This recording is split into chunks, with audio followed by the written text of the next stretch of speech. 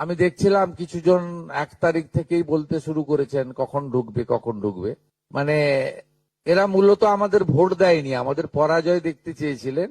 খুব কষ্ট হচ্ছে ওদের, কিন্তু আমরা সরকারি টাকা নয়ছয় করতে দেব না, যেহেতু সরকারের নিজস্ব তহবিল থেকে এটা দিতে হবে এবং টাকার অ্যামাউন্টটাও খুব বড়, অ্যামাউন্টটা যথেষ্ট বড়।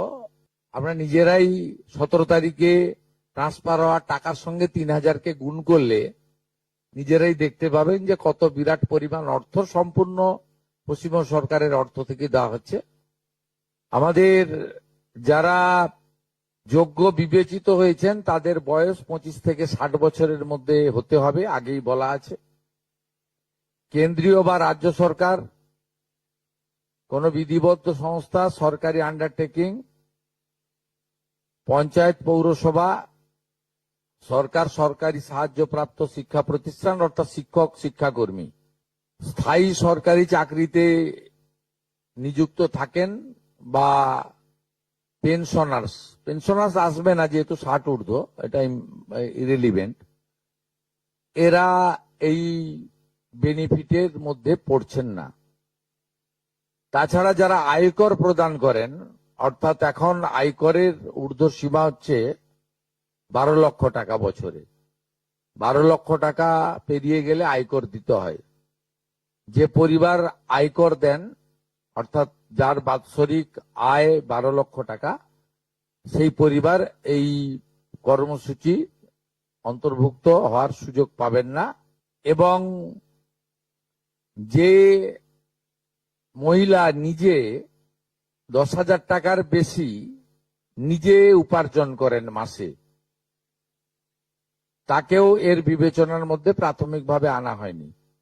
কিন্তু এক্ষেত্রে যারা ক্যাজুয়াল কন্ট্রাকচুয়াল, মানে বাড়ির পুরুষ মানুষরা, তাদের বাড়ির পরিবারের স্ত্রী বা অন্যরা বিবেচিত হবেন। যদি কোনো মহিলা, এটা একটি নারী অর্থনৈতিক সশক্তিকরণের স্কিম, সেক্ষেত্রে যিনি সরাসরি নিজে 10,000 টাকার বেশি উপার্জন করেন তাকে বিবেচনা করা হবে না। 25 থেকে 60-এর মধ্যে যারা 3,000 টাকার কম ভাতা পান, ধরুন উইডো পেনশন 1,500 টাকা এই মাস থেকে হয়েছে, গত মাস পর্যন্ত ছিল 1,000 টাকা, তাদেরকে হায়ারটা দেওয়া হচ্ছে, 3,000 টাকাটাই দেওয়া হচ্ছে অন্নপূর্ণা যোজনাতে।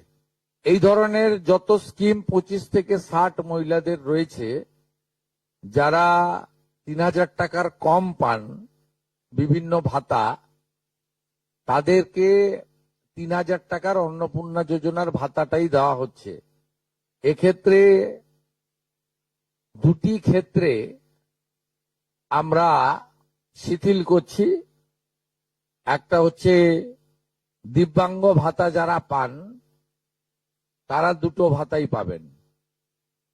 তারা দিব্যাঙ্গ ভাতা যেটা আগস্ট মাস থেকে 1,500 হয়ে যাবে সেটাও পাবেন, অন্নপূর্ণা যোজনা 3,000ও পাবেন, শুধুমাত্র ফিজিক্যালি চ্যালেঞ্জদের ক্ষেত্রে।